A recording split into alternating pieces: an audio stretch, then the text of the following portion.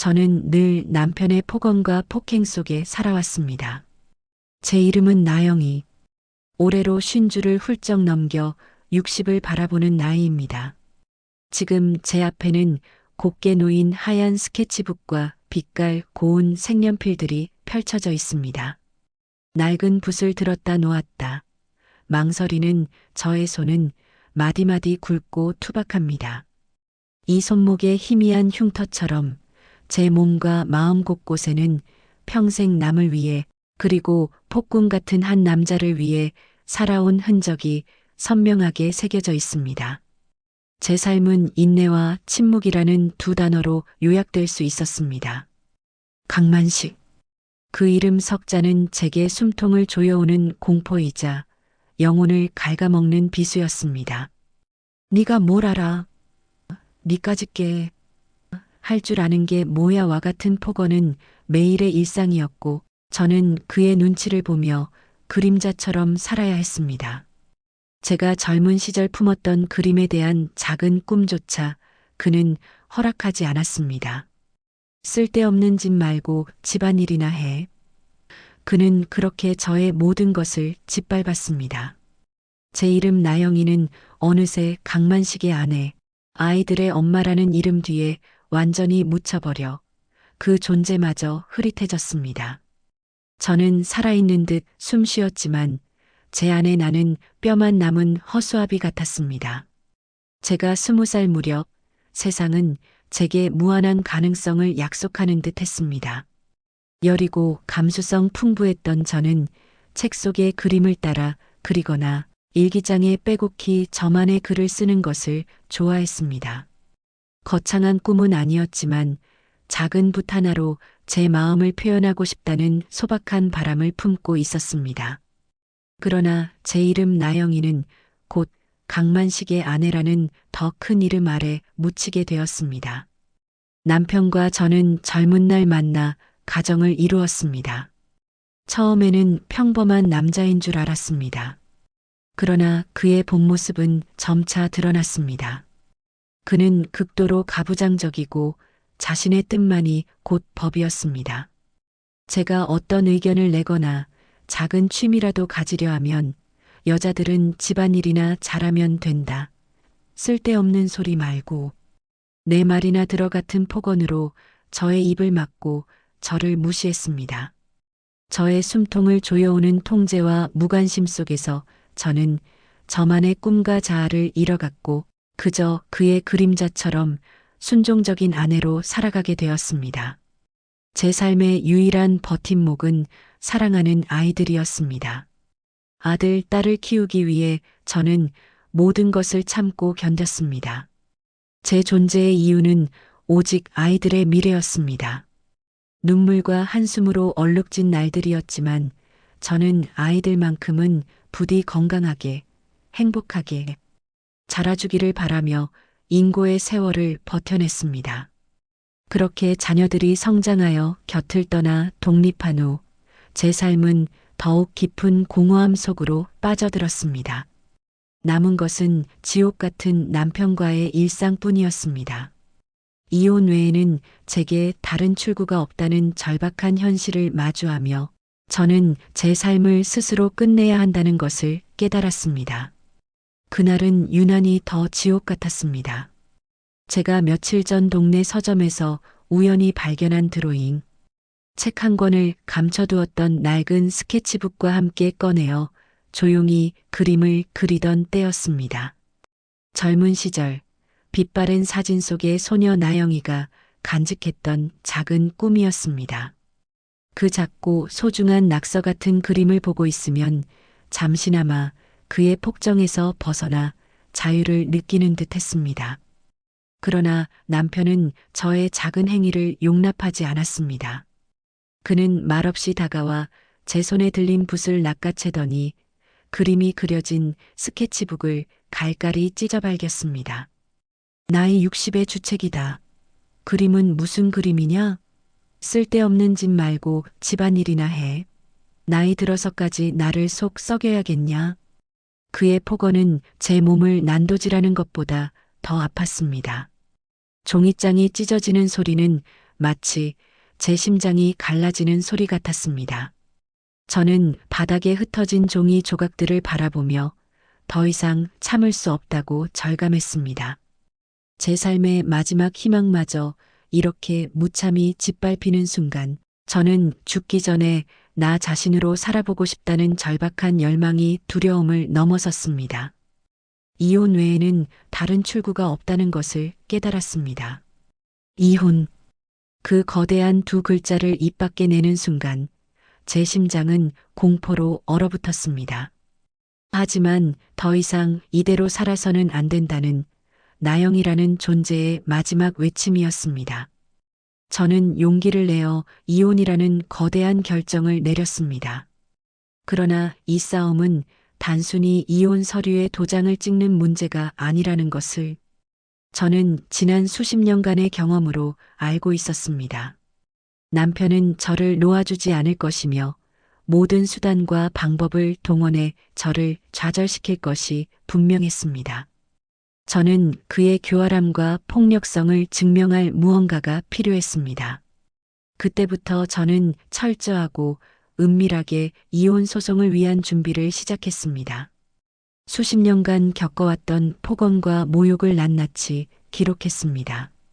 늦은 밤 남편이 잠든 후에야 꺼내 볼 수 있었던 낡은 일기장 속에는 제 삶을 옥죄었던 그의 말들이 빼곡히 적혀 있었습니다. 그가 저를 비난하고 모욕했던 날짜와 내용, 심지어는 작은 상처라도 입었을 때 병원에 가서 기록해 두었던 진료 기록까지도 저는 버리지 않고 보관해 두었습니다.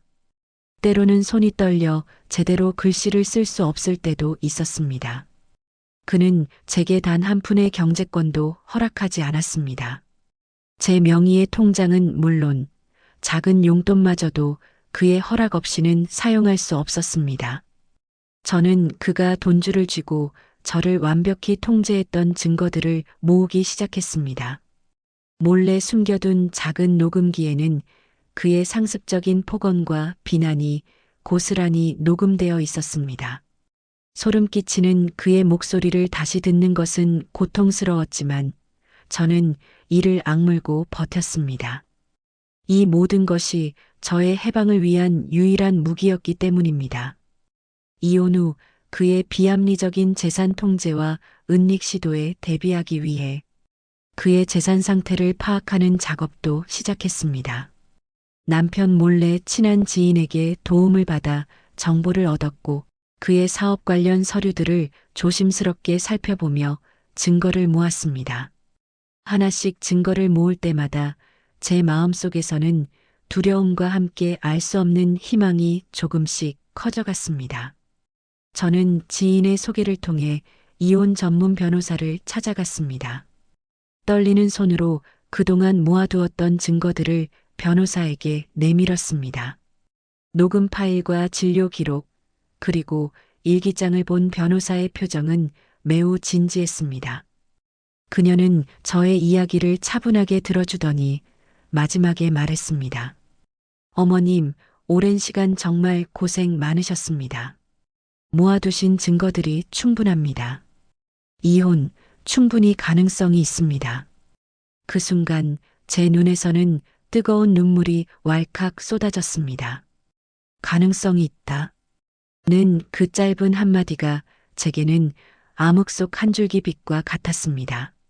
저는 그 자리에서 수십 년간 억눌렀던 서름과 함께 해방감을 느꼈습니다. 가장 어려웠던 것은 자녀들에게 이혼 사실을 알리는 것이었습니다. 성인이 된 아들과 딸은 이제 각자의 가정을 꾸리고 바쁜 삶을 살고 있었습니다. 그들에게 걱정을 끼치고 싶지 않았습니다. 하지만 저의 결심을 숨긴 채 이혼을 진행할 수는 없었습니다.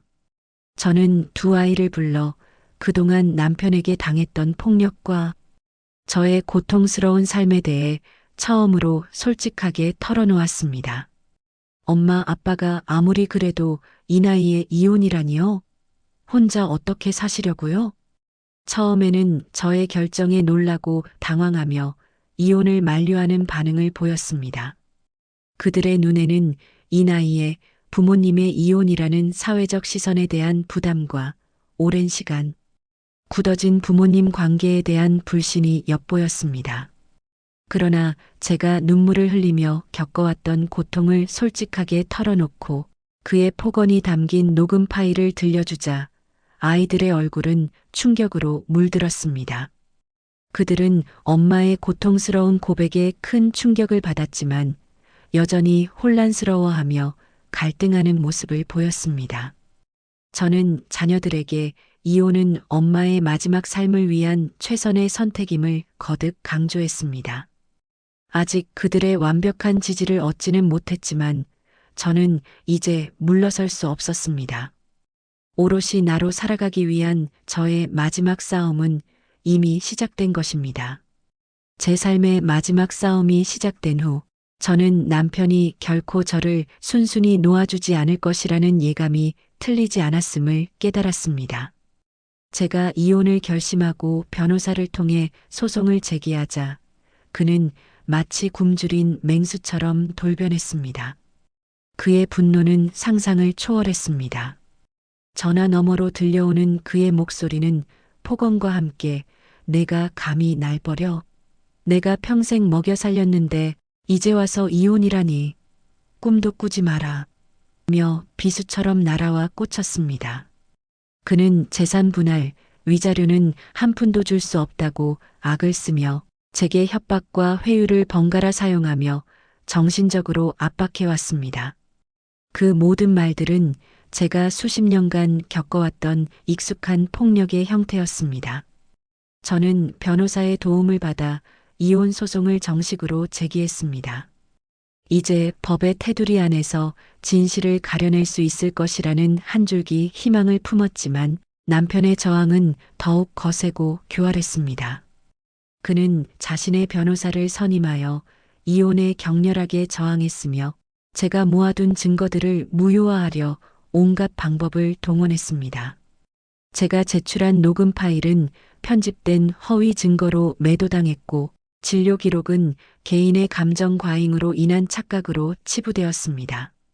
그는 마치 자신의 폭력적인 행동은 없었다는 듯 오히려 제가 그를 지속적으로 괴롭혀왔다는 식으로 모든 사실을 왜곡했습니다.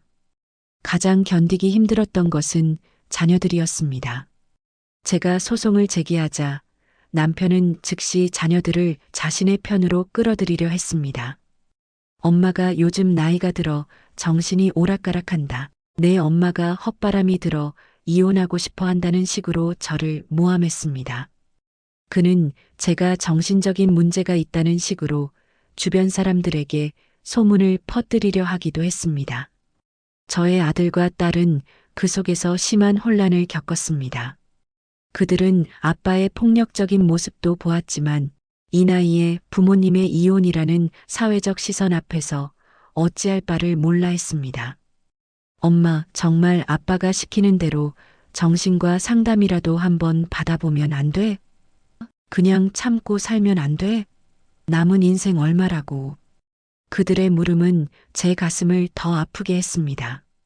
저에게 가장 큰 지지가 되어 주어야 할 자식들마저 이 상황에서 혼란스러워하는 모습을 보자 저는 심한 외로움과 절망감을 느꼈습니다.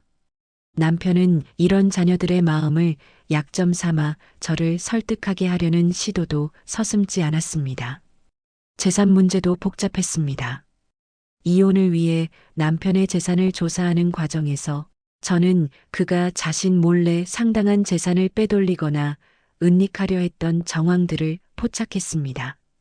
저도 모르는 사이 그가 통장에서 거액의 돈을 인출하거나 명의를 변경하려 했던 흔적을 발견했습니다.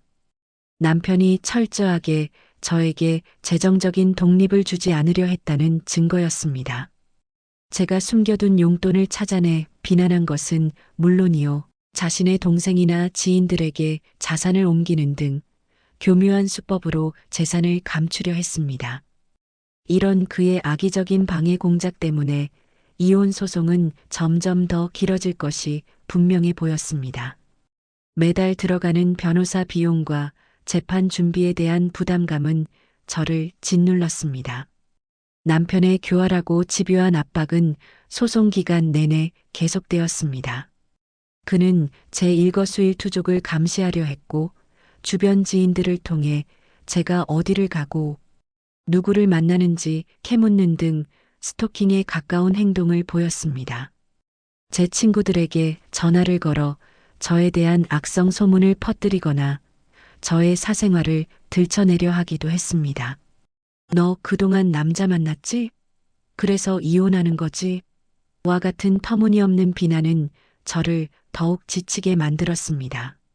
오랜 세월 그의 폭력과 통제에 익숙해져 있었지만 이제는 그에게서 벗어나려 발버둥 치는 와중에 더욱 심해지는 그의 악행은 저를 질식시킬 것만 같았습니다.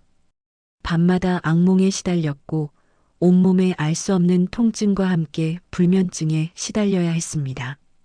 이혼 소송은 저의 남은 기력마저 갉아먹는 듯 했습니다. 문득 내가 정말 잘못된 선택을 한 걸까? 이대로 물러서면 차라리 편할까? 하는 생각이 저를 덮쳤습니다. 수십 년간 억눌렸던 두려움이 다시 저를 덮치는 것을 느끼며 이혼을 포기할까 망설이는 순간도 있었습니다. 하지만 그럴 때마다 저는 여기서 물러서면 내 인생은 영원히 이 남자에게 갇힌 채 끝이 나고 말 거야. 단 한 번이라도 나 자신으로 살아보지 못하고 죽을 수는 없어 하는 절박한 심정으로 다시 한번 마음을 다잡았습니다. 제 손에 남은 찢겨진 스케치북 조각들과 그림 도구를 바라보며 저는 제가 아직 포기할 수 없음을 되새겼습니다. 이 두려움 속에서도 나영이를 되찾기 위한 작은 발버둥을 멈추지 않기로 결심했습니다. 제 삶은 아직 끝나지 않았습니다. 심신이 지쳐있던 어느 날이었습니다. 저는 법원에서 돌아오는 길 무심코 동네 문화센터 앞을 지나치고 있었습니다.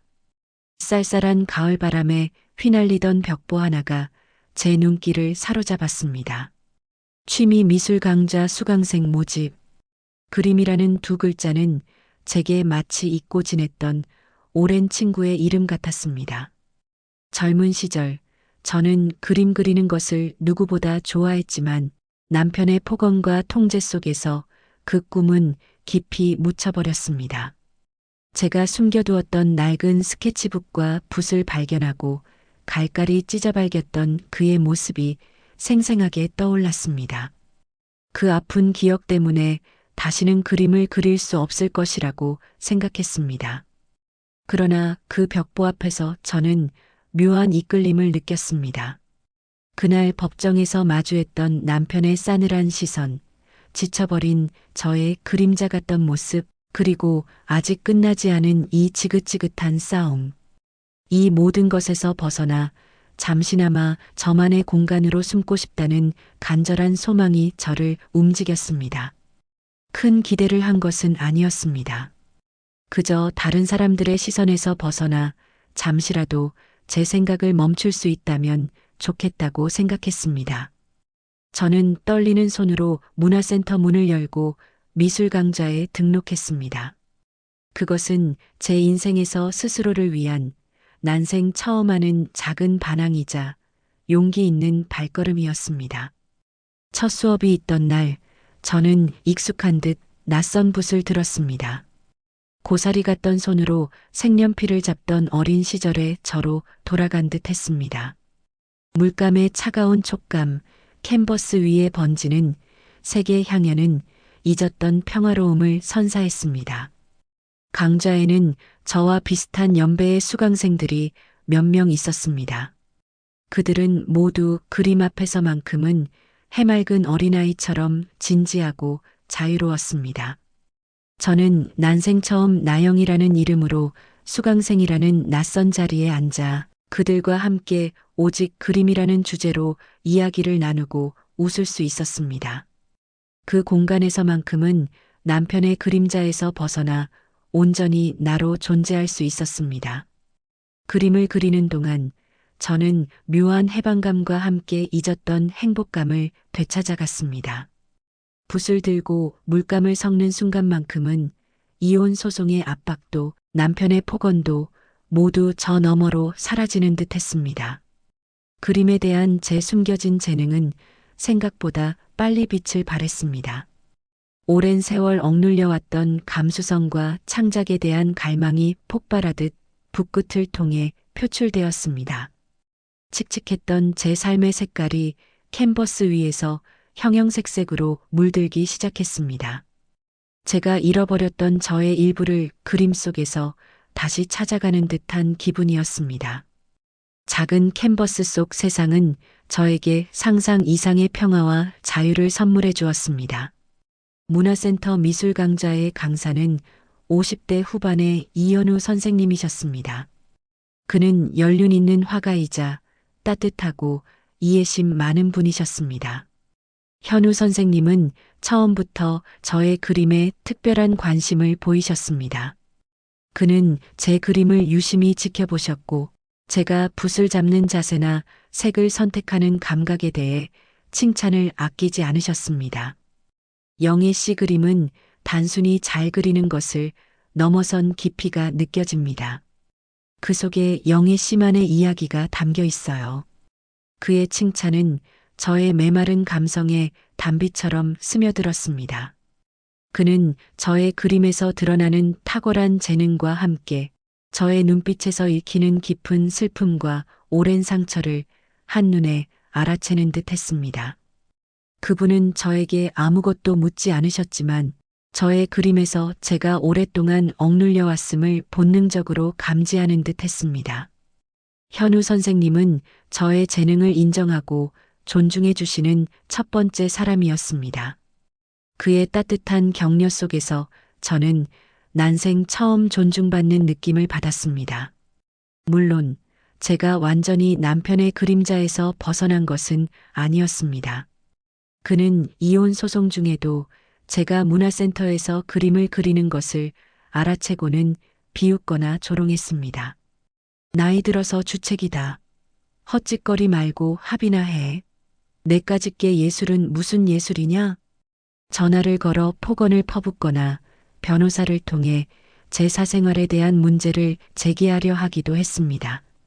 그의 언어 폭력은 여전했고 저의 평화로운 순간들을 갉아먹으려 들었습니다. 그러나 이제 저는 더 이상 그의 말에 휘둘리지 않았습니다. 그림은 저에게 숨통이 되었고 저는 그림 속에서 제가 진정으로 누구인지를 찾아가고 있었습니다. 그의 비아냥거림은 오히려 그에게 갇히지 않고 나만의 삶을 살겠다는 저의 의지를 더욱 굳건히 만드는 계기가 되었습니다. 붓을 든 제 손은 더 이상 떨리지 않았습니다. 제 그림은 그에게서 벗어나 나영이를 해방시키는 도구가 되어가고 있었습니다. 남편은 저의 이혼 소송을 더욱 지루하고 고통스럽게 끌고 갔습니다. 그는 자신이 아내를 위해 평생 헌신한 피해자이며 제가 헛바람이 들어 가정을 깼다고 주장했습니다. 제가 제출한 모든 증거들은 거짓이거나 왜곡된 것이라고 우겼고 변호사는 그런 그의 뻔뻔함에 혀를 내둘렀습니다. 법정에 서는 날이면 저는 극도의 긴장감과 수치심을 느껴야 했습니다. 그가 저를 향해 쏘아붙이는 비난과 조롱은 마치 수십 년 전의 과거로 돌아간 듯 저를 작아지게 만들었습니다. 변호사 비용은 나날이 쌓여갔고 지쳐가는 몸과 마음은 저를 금방이라도 포기하게 만들 것 같았습니다. 하지만 저는 미술 강좌에 가는 날만은 마치 새로운 삶을 사는 듯 했습니다. 그곳에서 붓을 든 순간만큼은 저의 모든 고통과 불안이 사라지는 듯 했습니다.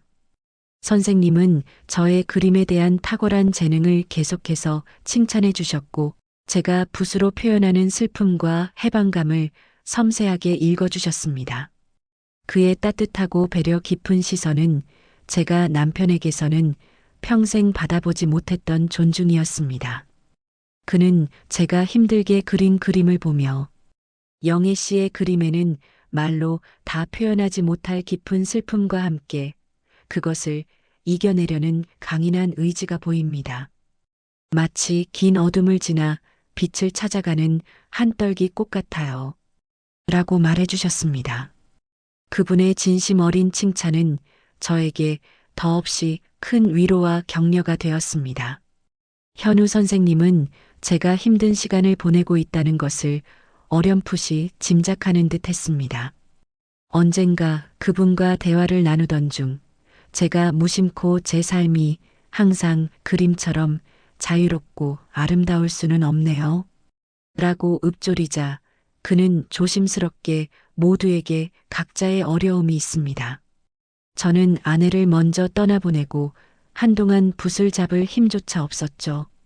하지만 그림은 저에게 세상을 다시 마주볼 용기를 주었습니다.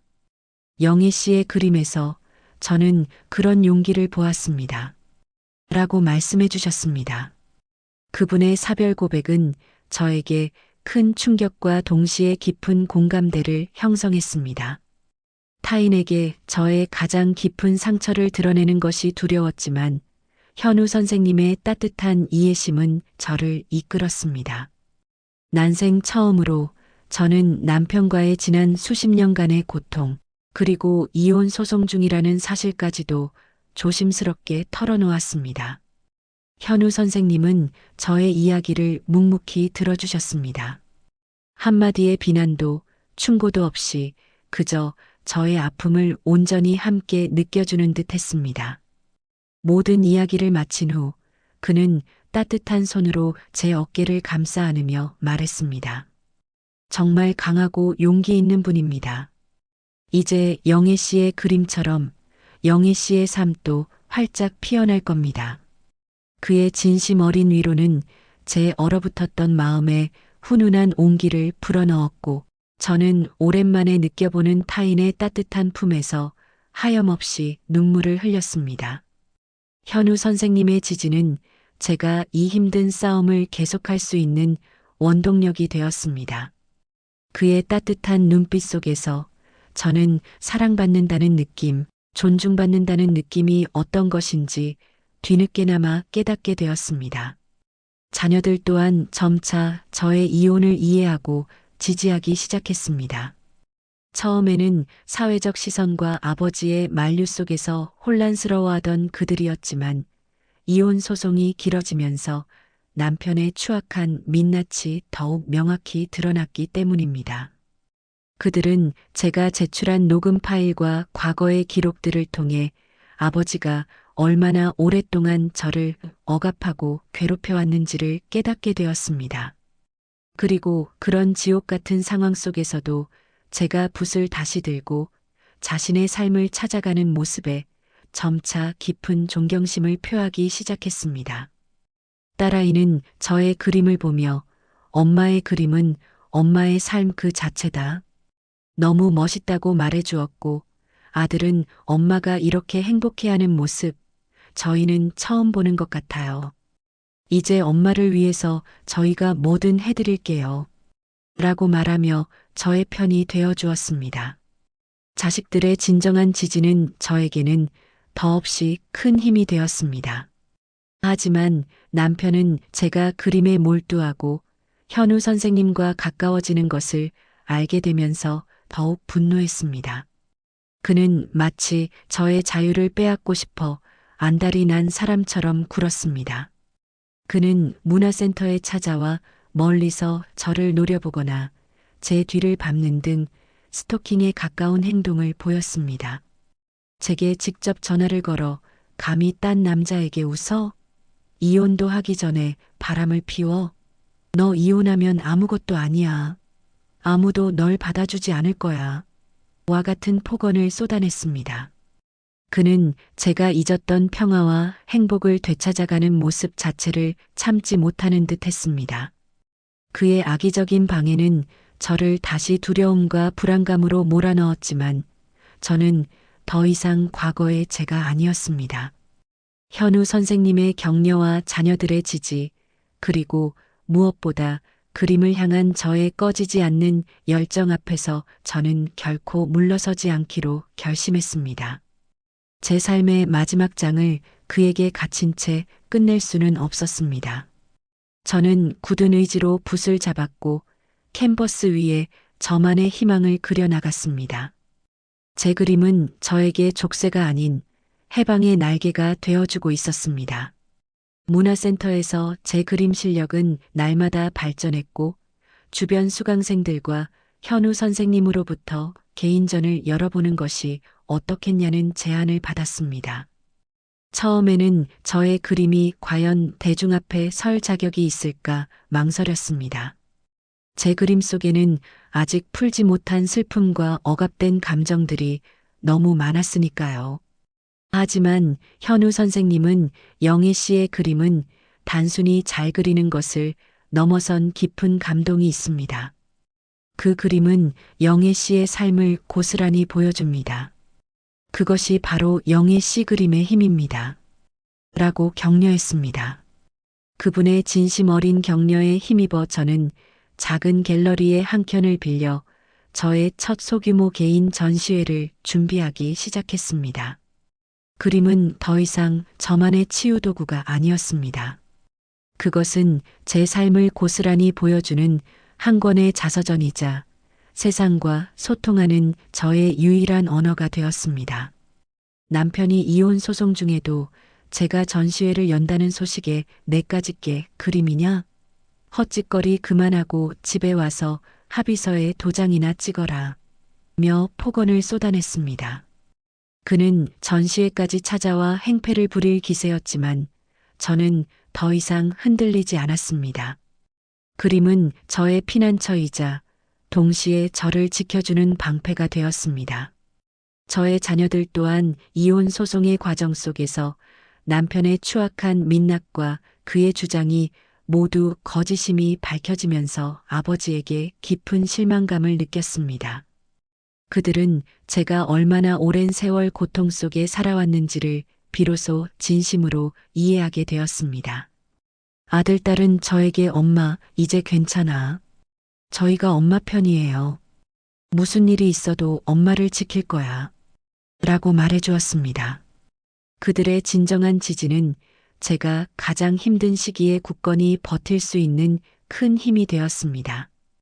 딸아이는 저의 전시회 준비를 적극적으로 도왔고 아들은 저의 법정 싸움이 마무리되자 엄마의 그림은 엄마의 삶 그 자체다.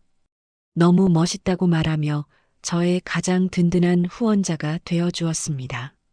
자녀들이 저의 편이 되어주는 것을 보니 이제 정말 혼자가 아니라는 생각에 큰 위안을 얻었습니다. 이 모든 고통과 압박 속에서도 저는 붓을 놓지 않았습니다. 캔버스 위에 저의 눈물과 한숨, 그리고 저를 억압했던 남편의 그림자를 그려 넣었습니다. 동시에 작은 희망과 다시 찾아온 자유, 그리고 이현우 선생님의 따뜻한 눈빛을 담았습니다. 제 그림은 마치 고통 속에서 피어나는 한 송이 꽃과 같았습니다. 이혼 소송은 마지막을 향해 달려가고 있었고 제 전시의 오픈일도 코앞으로 다가왔습니다. 저는 두려움 속에서도 희망을 품었습니다. 이제 이 모든 지옥 같은 시간을 끝내고 진정한 나영이로 우뚝 설 시간이 다가오고 있음을 직감했습니다. 제 심장은 격렬하게 요동쳤습니다. 이혼 소송은 마침내 최종 변론을 앞두고 있었습니다. 법정에서의 공방은 날카로웠고 저는 한치의 빈틈도 보이지 않으려 모든 신경을 곤두세웠습니다. 변호사는 제가 오랜 시간 모아둔 증거들, 즉 남편의 폭언이 담긴 녹음 파일, 폭력으로 인한 상처가 기록된 진료 내역, 그리고 그가 저를 정신적으로 통제하고 모욕했던 일기장 속 증언들을 빠짐없이 제출했습니다. 제 딸과 아들 또한 법정에 나와 아버지의 가부장적인 행태와 그로 인해 제가 겪었던 고통에 대해 증언해 주었습니다. 그들의 용기 있는 증언은 제게 큰 힘이 되었습니다. 남편은 제가 허위 사실을 주장한다거나 정신이 이상하다는 등 터무니없는 주장을 펼쳤지만 모든 증거들 앞에서 그의 주장은 점차 힘을 잃어갔습니다. 이혼 소송이 진행되는 동안 저의 첫 개인 전시회 준비도 마무리 단계에 접어들었습니다. 작은 갤러리였지만 저에게는 평생의 꿈이 이루어지는 소중한 공간이었습니다. 캔버스 위에 그려진 그림들은 단순한 풍경이 아니었습니다. 그것은 제 삶의 고통과 인내, 그리고 자유를 향한 갈망이었습니다. 제 그림은 마치 저의 삶을 고스란히 담아낸 자화상이었습니다.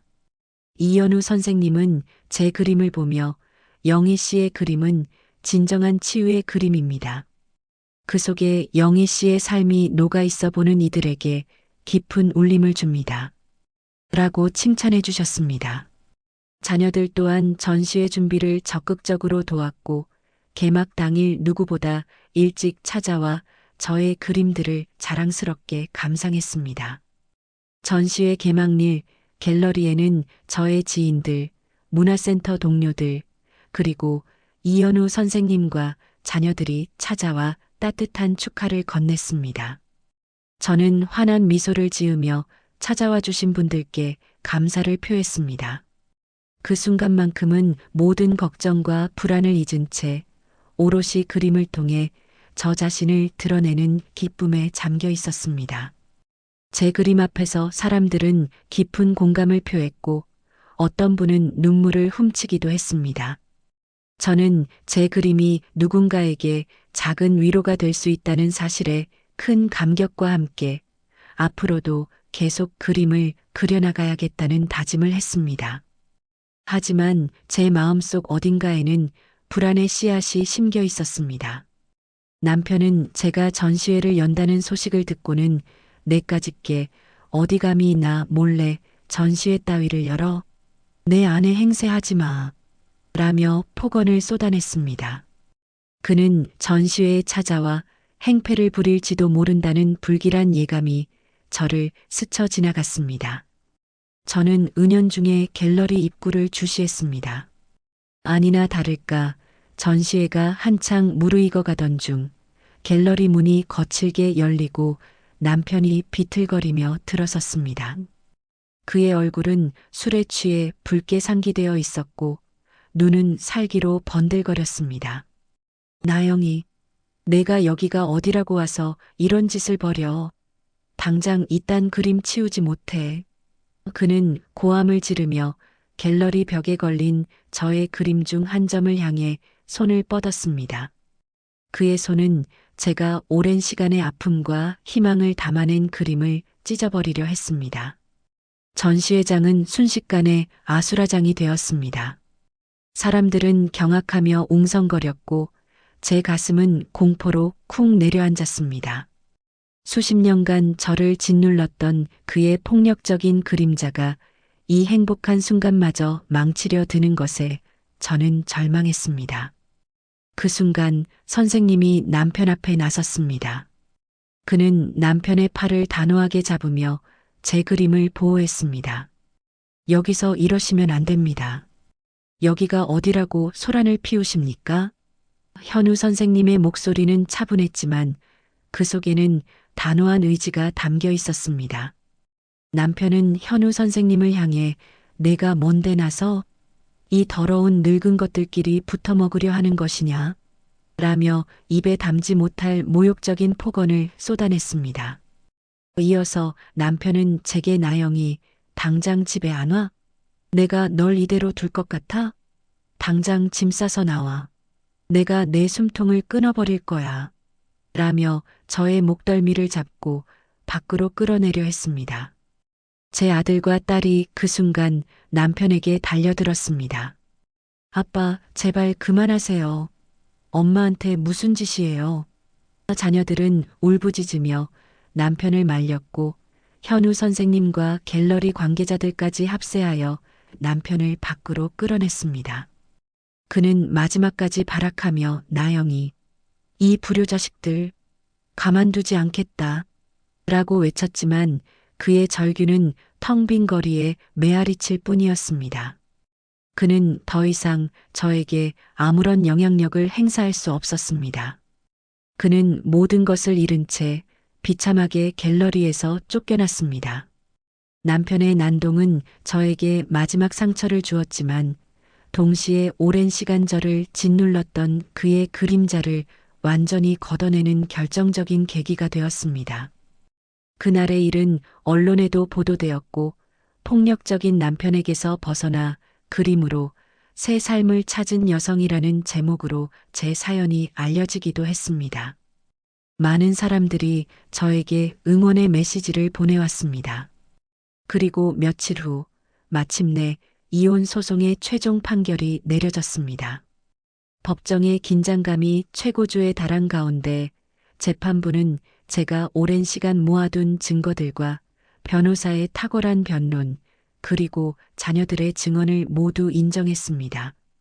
남편의 주장은 모두 기각되었고 영희의 이혼을 받아들이며 위자료와 상당 부분의 재산 분할을 저에게 유리하게 판결했습니다. 판결문이 낭독되는 순간 수십 년간 억눌렸던 제 눈물이 하염없이 쏟아져 내렸습니다. 해방감과 함께 홀로 서야 한다는 두려움이 교차했지만 제 손에는 이제 저의 힘으로 쟁취한 자유와 해방의 증거인 판결문이 들려 있었습니다. 법정문을 나서는 순간 길고 긴 터널을 빠져나온 듯한 후련함과 함께 제 삶의 새로운 장이 열리고 있음을 직감했습니다. 길고 길었던 이혼 소송의 터널을 통과하고 마침내 이혼이라는 이름이 적힌 판결문을 받아들었습니다. 수십 년간 제 발목을 잡고 있던 족쇄가 풀리는 순간이었습니다. 해방감과 함께 홀로 서야 하는 막연한 두려움이 밀려왔지만 저는 제 손에 들린 종이 한 장의 무게가 자유의 무게임을 직감했습니다. 법원 문을 나서며 저는 다시 태어난 듯 심호흡을 했습니다. 더 이상 남편의 그림자 아래에서 살지 않아도 된다는 생각에 제 눈에는 눈물이 맺혔지만 그것은 슬픔의 눈물이 아닌 기쁨과 새로운 시작에 대한 희망의 눈물이었습니다. 이혼 후 저는 가장 먼저 남편과의 모든 연결고리를 끊어내기 위해 노력했습니다. 살던 집을 정리하고 새로운 동네로 이사했습니다. 아늑하고 작은 아파트 한 칸을 구했고 베란다 한편에 나만의 작업실을 꾸몄습니다. 빛이 잘 드는 곳에 캔버스와 이젤을 놓고 좋아하는 색깔의 물감들을 가지런히 정돈했습니다. 이제는 누구의 눈치도 보지 않고 온전히 제 마음이 이끄는 대로 그림을 그릴 수 있다는 생각에 가슴이 벅차올랐습니다.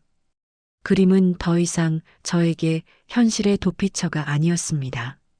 그것은 제가 잃어버린 자아를 찾아가는 여정의 동반자이자 스스로를 치유하는 가장 강력한 수단이 되었습니다. 붓을 들고 캔버스 앞에 앉아 있을 때만큼은 세상의 모든 근심과 걱정이 사라지는 듯 했습니다. 제 삶은 빠르게 활력을 되찾아갔습니다. 문화센터 미술강좌에는 계속 나갔습니다. 이제 저는 단순히 수강생이 아니었습니다.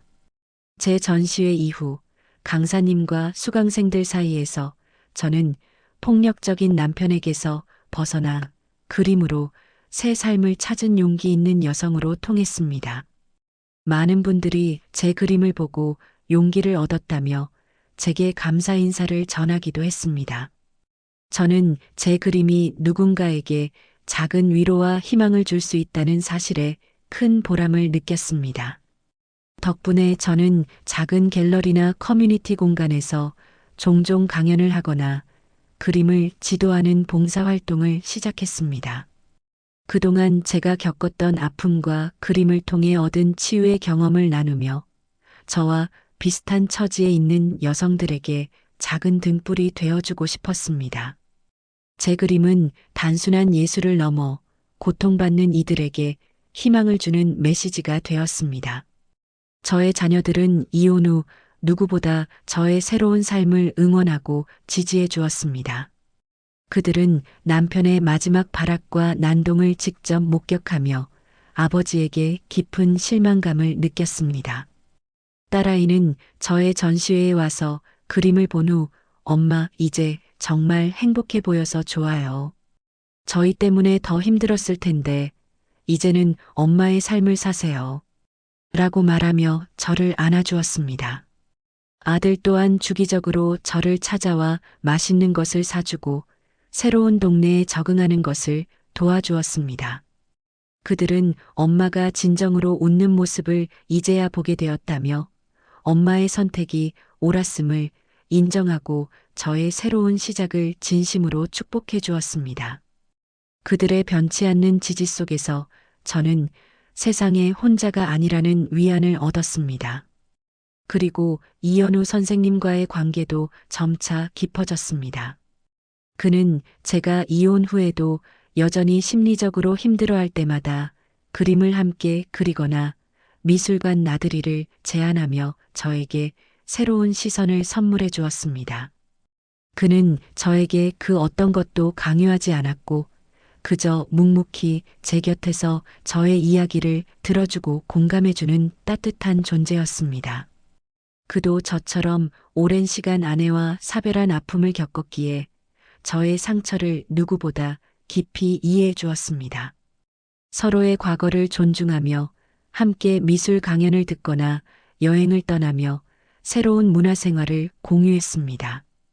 그의 따뜻하고 배려심 깊은 모습은 얼어붙었던 제 마음에 조심스럽게 사랑이라는 온기를 불어넣었습니다.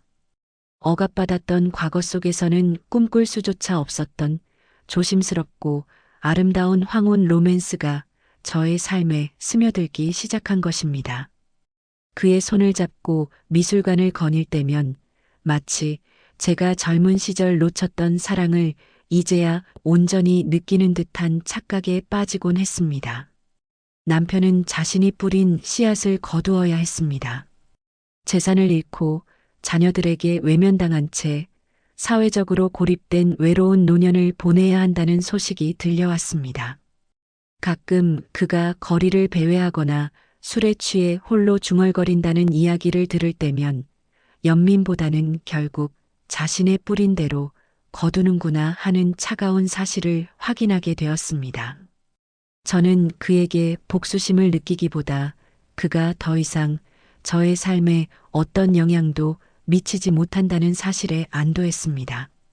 이혼 후 저는 비로소 진정한 의미의 자유를 맛보았습니다. 누구의 아내도 누구의 엄마도 아닌 오롯이 나영이로서의 삶.